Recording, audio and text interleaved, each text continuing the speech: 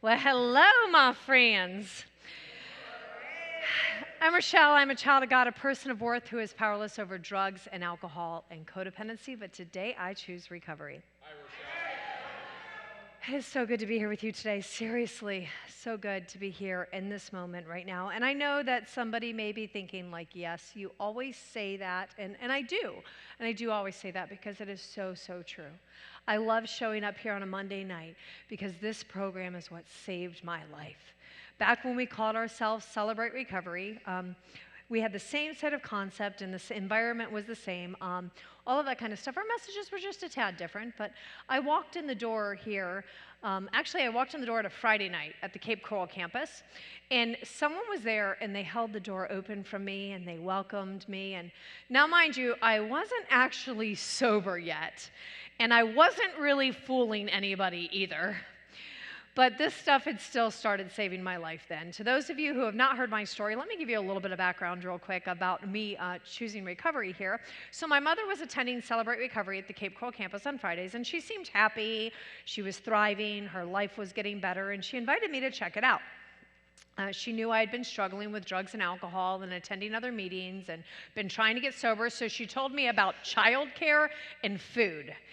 And I was in. I needed a break from these kids, and I didn't want to figure out dinner.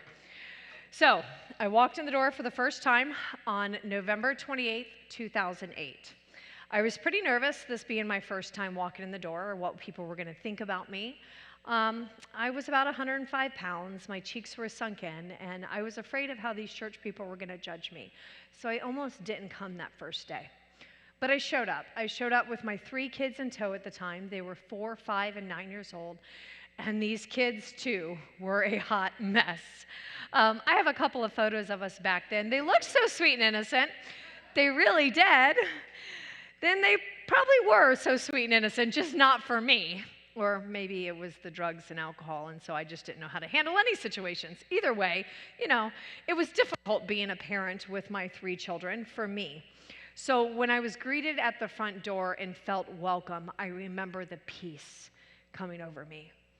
I had said something about it being my first time, and so somebody showed me to where the cafe was and told me all about dinner.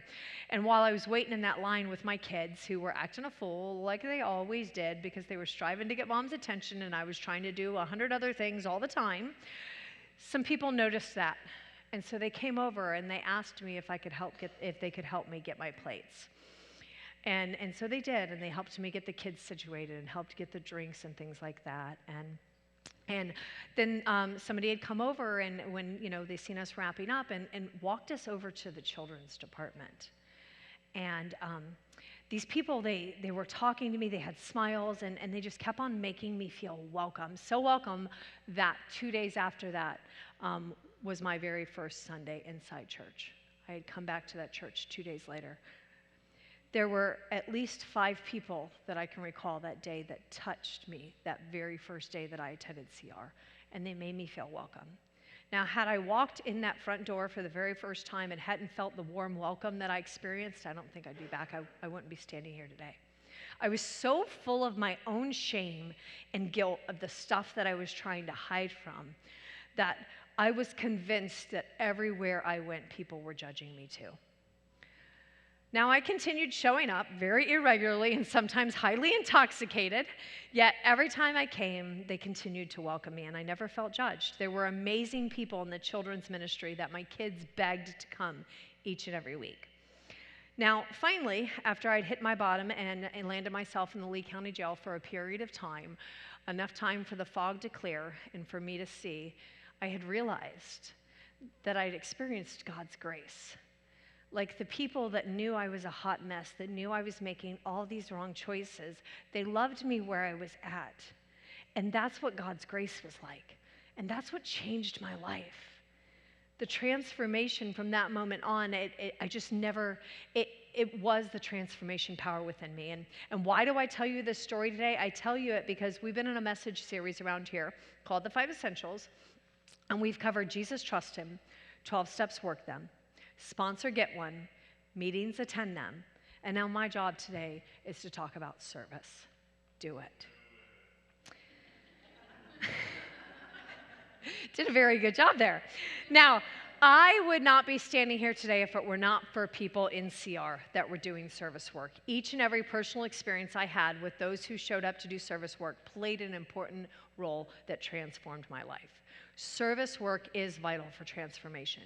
Jesus uses people like us every day to share hope with others so that they can find this same hope that we have.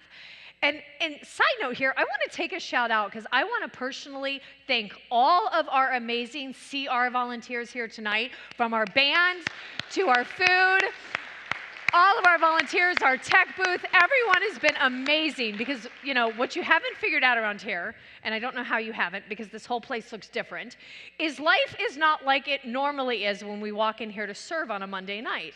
And everybody just showed up. All hands in. Where can I help? What can I do? Because lives need to be, you know, because we are here partnering with God and transforming lives. And so the show must go on. And so we have an amazing team here that's all involved in service. You know, recovery ministries, along with traditional recovery, they're here. They're here because of service work. Service work is essential for recovery programs. And what does essential mean? Well, we've talked about it for the past few weeks. Essential means absolutely necessary, extremely important. Recovery ministries and traditional recovery meetings do not happen at all without people doing service work. Not at all. There would not be a meeting. What do I mean by service? Well, Bill W., one of the founders of AA, wrote this about service. Service is anything, whatever, that helps us to reach a fellow sufferer, ranging all the way from the 12th step itself to a phone call and a cup of coffee. So here at CR, this opens the door to a wide variety of ways that we can serve others in recovery. And around here, that could be things such as helping in the kitchen or food prepping, serving, cleaning up. There's lots of ways, volunteering in the kids department, in the tech booth. It can be giving someone a ride, greeting at the doors. Those people that hand out handouts. I mean, trust me, there are tons of ways that you can serve around here. And it doesn't have to be some job that's in front of the scenes. There's lots of stuff happening. And it never seems to amaze me how God is always providing the people that we need. So really the question is, so if God is always providing the people that we need for the ministries that need to happen, why? The question is, like, you may be thinking, well, you guys have tons of volunteers around here. You just shared like all the different stuff that we have going on, and we have a large team around here. So the question is probably like, why do I need to do service work? Because you seem to have it all together. I mean, I show up, the meetings are going on, like you guys are doing fine without me, you know? And so why do I need to do service work? Well, we have a few answers for that tonight. You all received message notes at some point. Either someone handed them to you when you walked in the door or someone went and passed them out. We have a couple of fill-ins here tonight because, guys, service work is important for you. It's not just important for us. It's not just important for the meetings that are happening. The meetings are going to go on. God will provide. So why is service work important for you? So our first one is service work gets us out of our selfishness and self-centered. If you didn't know it, we tend to make things all about us. And if you don't know this yet, get a sponsor and work the steps and you'll figure that out. Because if you're sitting here today even possibly thinking, well, my life's a mess, so why do I need to go out and help another? I have a good reason not to serve. Well, service work gets you out of your head so you can stop focusing on the problem. There's more than life than what's going on in our little world and in our situations. So getting out of ourselves and helping others, those will help relieve us of those problems we continue to focus on. Me, me, me, me, me. So answering the phone, even when you got something going on, it's a way to get you out of yourself. The big book of AA says it best. It says, selfishness and self-centeredness, that is what we think is the root of our trouble. Driven by 100 forms of fear, self-delusion, self-seeking, and self-pity, we step on the toes of our fellows and they retaliate. Sometimes they hurt us, seemingly without provocation, but we will invariably find that at some time in the past, we have made decisions based on self, which will later place us in a position to be hurt. So our troubles, we think, are basically of our own making. They arise out of ourselves. And the alcoholic is an extreme example of self-will run riot, though he usually doesn't think so. Above everything, we alcoholics must be rid of this selfishness. We must, or it kills us. God makes that possible. Service reminds us that we're not alone in our struggles. When you pick up that phone when someone's calling, it is I can't count how many times that I've thought I've got too much going on in my life right now, and I pick up that phone and I walk someone else and listen to someone else walking through their situation. And that right there gives me freedom. If we can't take our focus off us and our own problems and trying to find our own solutions to our own problems, we have no chance of living a life. For the addict and alcoholic, this would mean a physical death. But those of us who are struggling with other addictions or other afflictions and compulsive behaviors, the spiritual death we experience, it's just as bad. Me, me, me, me, me. What can I get out of this? So when we take our shift to what I can give versus what I can get, then we start to recover. Now, this leads me into another reason that we want to get involved in service work. And service work saves our life. There's a death threat found early in the big book of AA, which says, if we don't serve, we'll die. This may sound extreme, but it's true here. This program works by helping others. This program is what saves our life. It says in the big book of Alcoholics Anonymous, it particularly was imperative to work with others as he had worked with me. Faith without works was dead, he said. And how appallingly true for the alcoholic. For if an alcoholic failed to perfect and enlarge his spiritual life through work and self-sacrifice for others, he would not survive the certain trials and low spots ahead. If he did not work, he would surely drink again. And if he drank, he would surely die. Then faith would be dead indeed. And with us, it's just like that. This program, it really works if we work it. And working with others, that's part of the program. It's part of how it works. I don't know the magic behind it. It's all God. It's the same no matter what your struggle is, not just drugs and alcohol. No matter what it is you're struggling with, you're going to return to your alcoholic or your codependent tendencies. We do this stuff when we don't. We who have found this program and found hope must continue to help others the way that we were helped. If we don't, then do we really have faith in God and in this program? What good is it, my brothers and sisters, if someone claims to have faith but has no deeds? Can such faith save them? Suppose a brother or sister is without clothes and daily food. If one of you says to them, go in peace, keep warm and well fed, but does nothing about their physical needs, what good is it? In that same way, faith by itself, if it is not accompanied by action, is dead. So saying you have faith in the program alone, but you're not serving, faith without works is dead. Now, another fill-in we have for tonight is service work helps regulate our brain chemistries. Okay, so seriously, guys, there's some people in here that always want to know science behind things or want to get technical, and here's a technical reason for you. Why do you want to do service work? It literally changes the chemicals in your brain. Helping others impacts our brains in such positive ways. When we help others, our brain releases oxytocin, serotonin, and dopamine. I think I said them right. I was getting nervous there. It could come out anyway. Those hormones have have effects that boost our moods and counteract the effects of cortisol. Now, cortisol is literally the chemical that's released into our body whenever we have anxiety or stress. And so these chemicals actually counteract that, which means the chemicals inside our body actually change when we're serving. Now, disclosure here, because I just got to put this out here, the teaching team, we were talking about it, like service work isn't a replacement for your steps, okay? Because here's the truth, like you hear it all the time, like step 1, step 2, go out and serve, I feel better, I'm out of myself, I'm worrying about everyone else, life feels better, right? No, that's not what we're talking about. Now, yet these are the same chemicals that are released in our body when we're using drugs. I mean, it's the same reaction. So let's not go out and try to get high by helping others. This is not the type of service work that I'm referring to, okay? There are those of us codependents. And, we could get sober and just, if we didn't know we're codependent, we realize we're codependent because we start becoming really codependent. Why? Because we're trying to make ourselves feel better, because it's releasing these chemicals. We feel better when we're helping others. And that's not the kind of service we're talking about. Sometimes we have to stop and ask ourselves, are you serving out of an honest self-sacrifice and love, or are you serving out of your own codependent needs to feel better? This is not the proper reason to serve. So if you're going through a period, what I'm saying here is if you're going through a period of depression Or say, like myself, you're in a period of like this huge, like, I just don't want to do this anymore.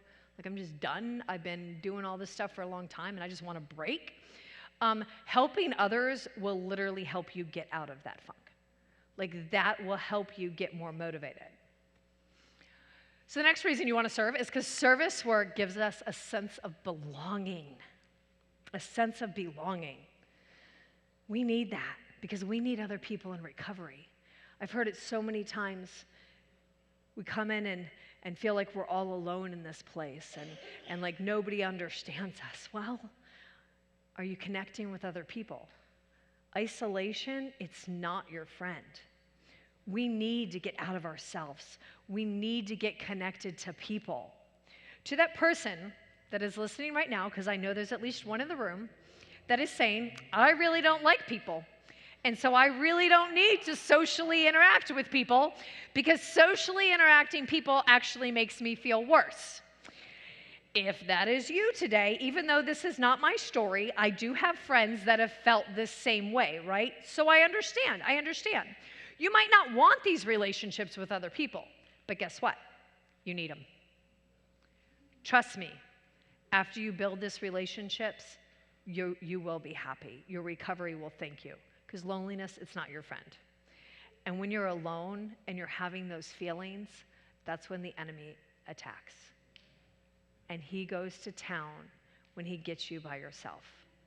And he will lie to you and tell you you don't need other people because you are more prone to stumble when you're alone.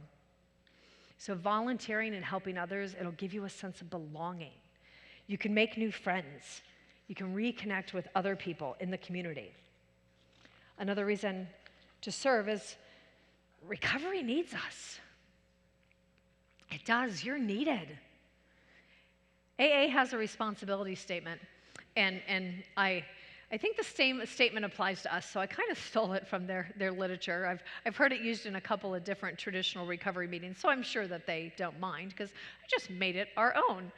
So we found a solution to a hopeless state of mind.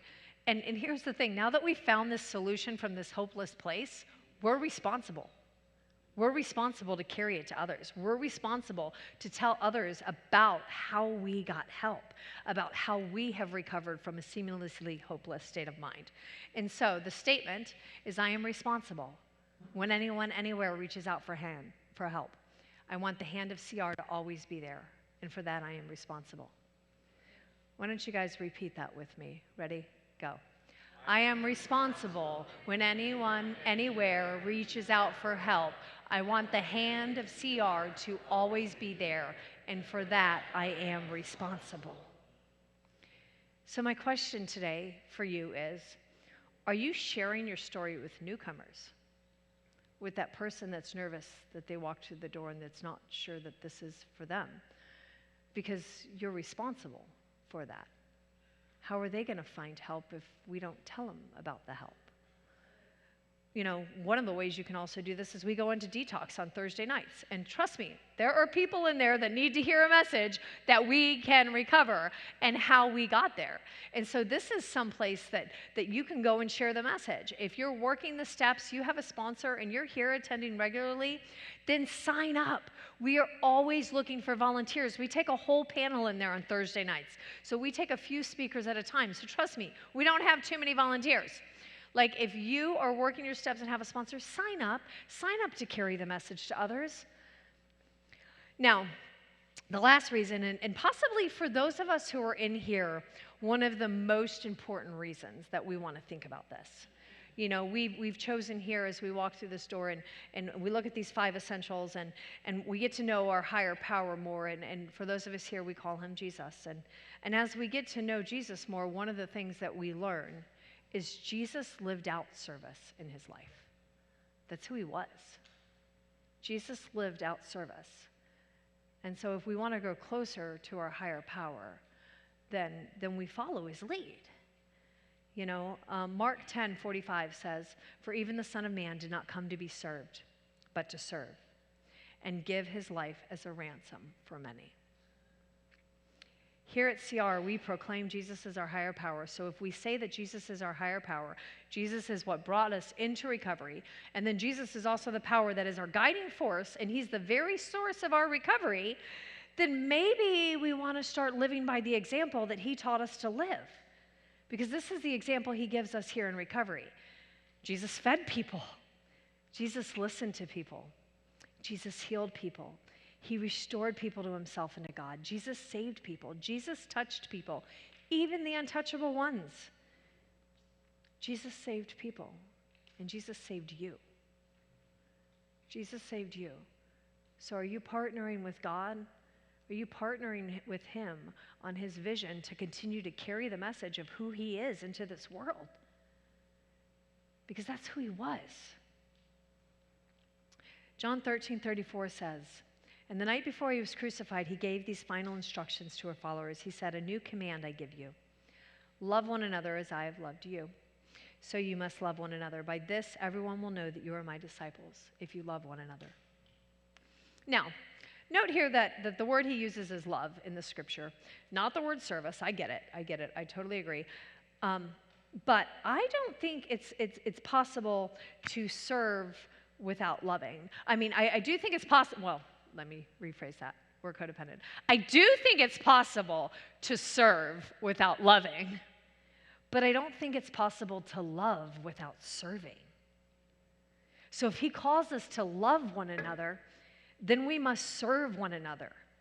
So when we decide to turn our wills and our lives over to Jesus, we seek and follow his ways, and we make that decision to serve one another just as he served us, or we're loving one another just as he loved us.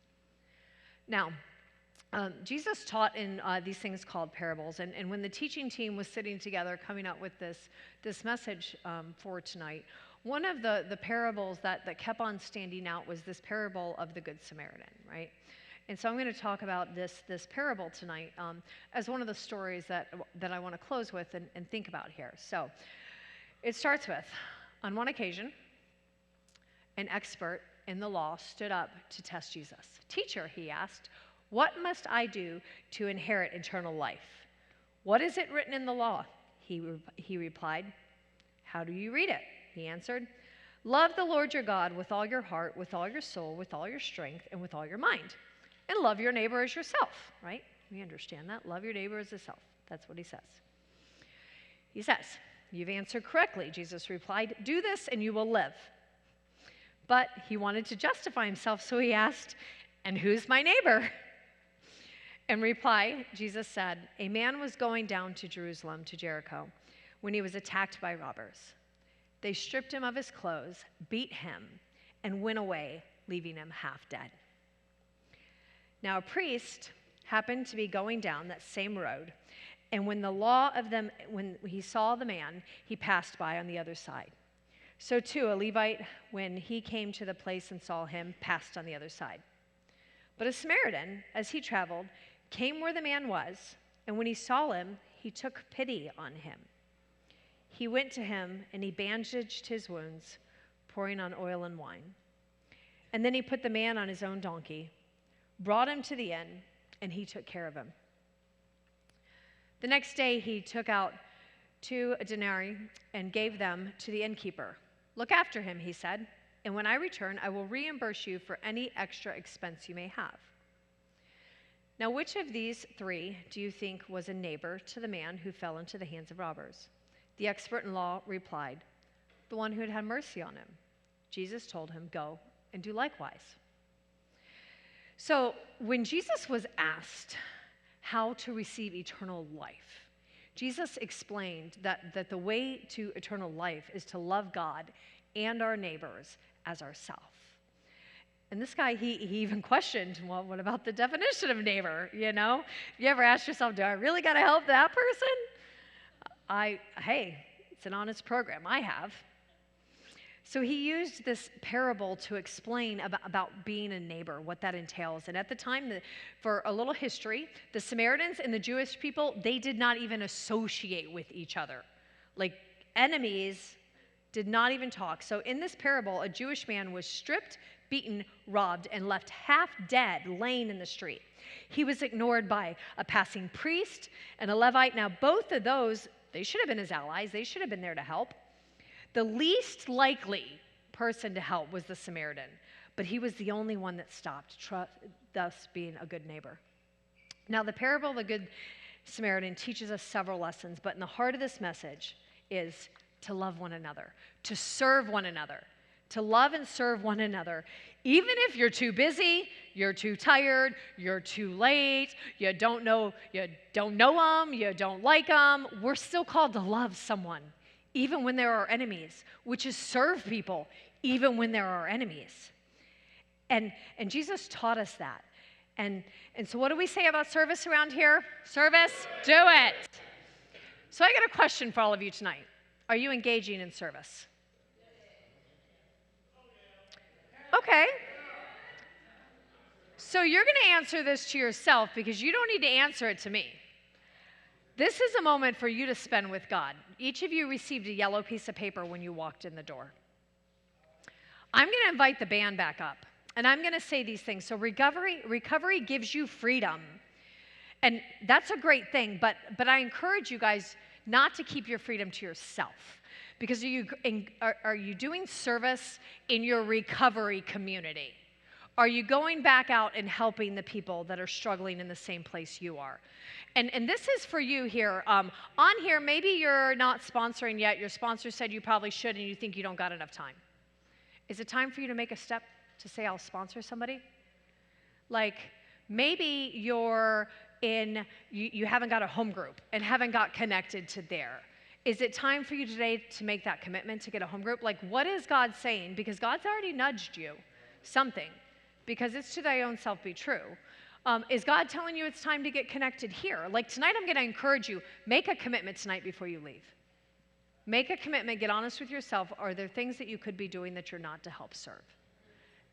And if you want to join and get committed here, awesome. You can write your name and your phone number on the bottom. You can check what you're interested in, and you can hand it to us on your way out the door, and we'll call you and get you connected.